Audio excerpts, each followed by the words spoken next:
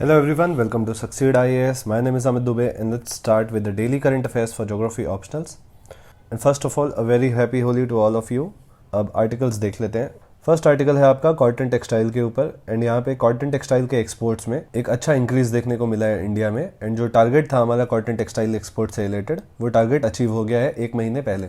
And ये जो cotton textile से टारगेट अचीव हुए हैं उसके रीजंस हम लोग देख लेते हैं। ये लास्ट पैराग्राफ में आप इसके रीजंस देख सकते हैं। फर्स्ट रीजन है कोविड का जो इम्पैक्ट कम हो रहा है उसके वजह से अब डिमांड में इंक्रीज आ रहा है एंड हेंस इंडिया के जो कॉटन टेक्सटाइल के एक्सपोर्ट्स हैं वो भी अब इंक्रीज हो रहे हैं।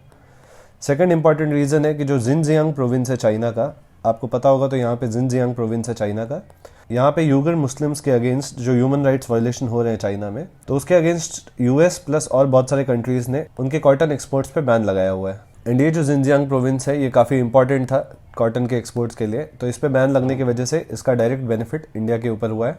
इसके बाद जो गवर्नमेंट के कुछ स्कीम्स हैं कॉटन टेक्सटाइल इंडस्ट्रीज से रिलेटेड, एक आपका स्कीम है प्रोडक्शन लिंक इंसेंटिव स्कीम्स। ये काफ़ी इंपॉर्टेंट स्कीम है, इसको हमने पहले भी डिस्कस किया हुआ है। तो ये गवर्नमेंट स्कीम्स की वजह से, वैल्यू चेन में इंप्रूवमेंट होने की वजह से, ये सारे रीजंस की वजह से यहाँ पे इंक्रीमेंट हुआ है कॉटन टेक्सटाइल एक्सपोर्ट्स में। अब ज्योग्राफी ऑप्शनल के लिए ये जो चीज़ें मैंने आपको बताई फैक्टर्स, ये तो आपके लिए इंपॉर्टेंट हो जाता है क्योंकि ये करंट से रिलेटेड फैक्टर्स है। बट इसके अलावा आपके लिए एक और चीज़ इंपॉर्टेंट हो जाता है, वो है कॉटन का प्रोडक्शन इंडिया में कहाँ पे होता है। ये रीजन्स आपको पता होना चाहिए।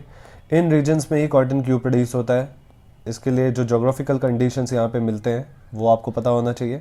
फॉर एग्जांपल कॉटन कौन से क्लाइमेट में ग्रो होता है, कौन सा टेम्परेचर सूटेबल है, रेनफॉल कितना होना चाहिए, स्लोप्स पे ग्रो होता है या प्लेन्स पे ग्रो होता है, कौन से रिलेटेड डिजीजेस हैं जिसकी वजह से कॉटन क्रॉप्स इफेक्ट होते हैं, फिर जीएम कॉटन एंड उसके पॉजिटिव्स और नेगेटिव्स आपको पता होना चाहिए। तो ये जो कॉटन टेक्सटाइल का टॉपिक है या कॉटन वाला जो टॉपिक है ये हमेशा न्यूज़ में रहता है एंड ज्योग्राफी ऑप्शनल के लिए ये यूपीएससी का एक one of the favourite topics है। इंडस्ट्रियल लोकेशंस और इंडस्ट्री वाले टॉपिक्स में या एग्रीकल्चर में कॉटन के ऊपर हर 2-3 साल में एक क्वेश्चन कॉटन टेक्सटाइल इंडस्ट्री से related, cotton, jute, in crop से रिलेटेड एक क्वेश्चन आ ही जाता है। तो इसलिए इस टॉपिक को अपने नोट्स में ऐड करके रखो। ये आपको यूपीएससी एंड यूपीपीसीएस दोनों में जगह पे ज्योग्राफी ऑप्शनल में यूज़ आएगा।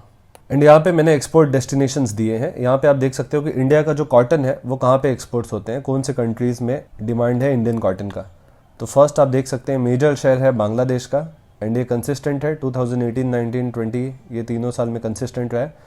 बांग्लादेश में इंडिया के कॉटन क्यों जाते हैं, क्योंकि बांग्लादेश अब एक बहुत मेजर मैन्युफैक्चरिंग हब हो गया है कॉटन टेक्सटाइल के लिए।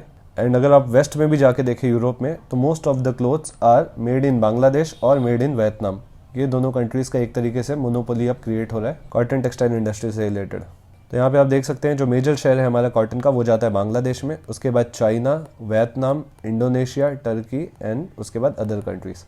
तो ये ट्रेंड आपको 2-3 कंट्रीज़ के पता होना चाहिए। फॉर एग्जांपल बांग्लादेश आपको याद रहेगा, चाइना याद रहेगा एंड वियतनाम याद रहेगा। मैंने आपको बताया बांग्लादेश और वियतनाम ये दोनों कंट्री सबसे ज़्यादा कॉटन टेक्सटाइल एक्सपोर्ट कर रहे हैं इस टाइम पे। तो ऑफकोर्स इनके पास रॉ मटेरियल की रिक्वायरमेंट ज़्यादा होगी एंड इसलिए इंडिया एक फेवरेबल एक्सपोर्टिंग कंट्री यहाँ पे बन जाता है फॉर रॉ मटेरियल्स।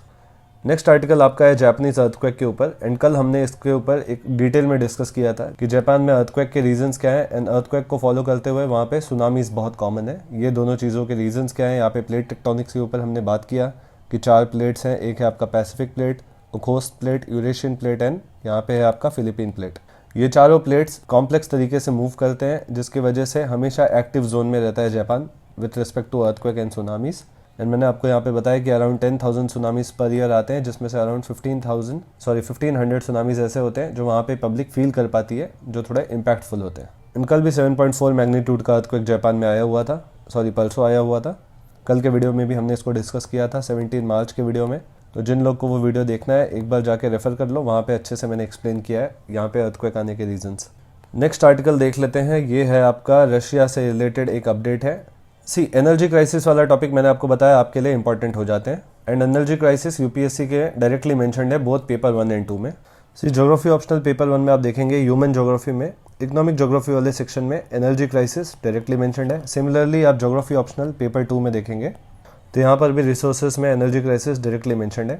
तो ये यूक्रेन रशिया वॉर की वजह से जो एनर्जी क्राइसिस वाला सिचुएशन अराइज हुआ है with respect to oil and natural gas, इसको कैटर करने के लिए इंडिया के पास एक सॉल्यूशन है एंड वो ये है कि जो रशिया के ऑयल एक्सपोर्ट्स हैं उसको वेस्टर्न कंट्रीज़ ने बैन किया हुआ है, specially US and western countries like UK, France, Germany.